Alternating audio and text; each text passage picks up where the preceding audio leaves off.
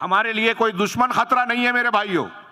پوری دنیا میں یہ پیغام جانا چاہیے، اور یہ کوئی سلفی ہی بول سکتا ہے کہ اگر آپ شرک اور بدعت کے ساتھ زندگی گزار رہے ہیں، اس کو گوارا کر رہے ہیں، تو آپ کو کبھی عزت نہیں ملے گی. اللہ رسول کے وعدے ہیں، اگر آپ کو شرک کے ساتھ عزت مل جائے تو اللہ کی بات جھوٹی ہو جائے گی.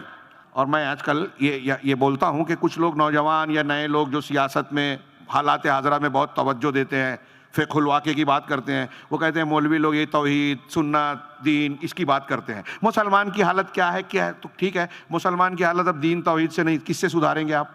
ڈگریاں مسلمانوں کی دنیا میں کم ہے، دولت مسلمانوں کے پاس کم ہے، سیاست کئی جگہ حکومتیں ہیں نا، تو اس سے مسلمانوں کو کتنی عزت ملی.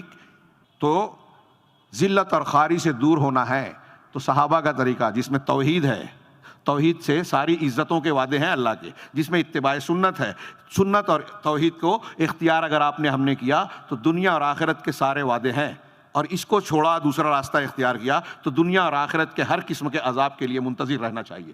ارے کوئی صحابہ کو برا کر رہا ہے، کوئی بات نہیں، اس کو مت بولیے، تو آپ کو بیماری نہیں پتا. بدعت بیماری ہے، شرک بیماری ہے. صرف منہج سلف پر چلنے والا شرک کو شرک اور بدعت کو بدعت کہتا ہے، بیان کرتا ہے، اور پھر اس کو گالی سننا پڑتی ہے کہ دیکھو یہ شدت پسند ہے، انتہا پسند ہے، مسلمانوں میں انتشار پھیلا رہے ہیں. لیکن منہج سلف کی برکت سے اسے پتا ہے کہ یہ بیماری ہے، مسلمانوں کے لیے یہ تباہ کن ہے. ہمارے لیے کوئی دشمن خطرہ نہیں ہے میرے بھائیوں. پوری دنیا میں یہ پیغام جانا چاہیے، اور یہ کوئی سلفی ہی بول سکتا ہے. قرآن و حدیث کی روشنی میں اس کا کمال نہیں ہے، صحیح منہج کا کمال ہے کہ پوری دنیا میں یہ پیغام جانا چاہیے کہ اگر آپ شرک اور بدعت کے ساتھ زندگی گزار رہے ہیں، اس کو گوارا کر رہے ہیں، تو آپ کو کبھی عزت نہیں ملے گی. اللہ رسول کے وعدے ہیں، اگر آپ کو شرک کے ساتھ عزت مل جائے تو اللہ کی بات جھوٹی ہو جائے گی. لا تجعل مع اللہ الہا آخر فتقعد مذموما مخذولا. اللہ کی مدد نہیں ملے گی شرک کرنے والے، قرآن کہہ رہا ہے، آپ مانتے ہو کہ نہیں؟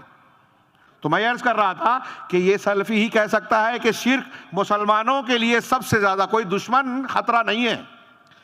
فلاں سپر پاور، فلاں طاقت، فلاں پریوار نہیں. آپ کے لیے ہمارے لیے خطرہ گناہ ہے. گناہوں میں سب سے بڑا گناہ شرک ہے، بدعت ہے، اللہ کے دین اور رسول کے دین کی مخالفت ہے، اللہ اور رسول سے دشمنی ہے، جو آج بہت سے مسلمان اختیار کیے. رافضیت، قادیانیت، باطنیت، صوفیت اللہ کے دین کے مقابلے میں ایسی چیزیں پیش کرتی ہے جو سراسر قرآن حدیث کا رد کرتی ہے، اور ہم خاموش ہیں. وہ بھی صحیح اور یہ بھی صحیح، اس میں مت پڑھو. اسی میں پڑھو گے تو بچو گے. اس میں کس میں ہے؟ یعنی توحید اور سنت میں.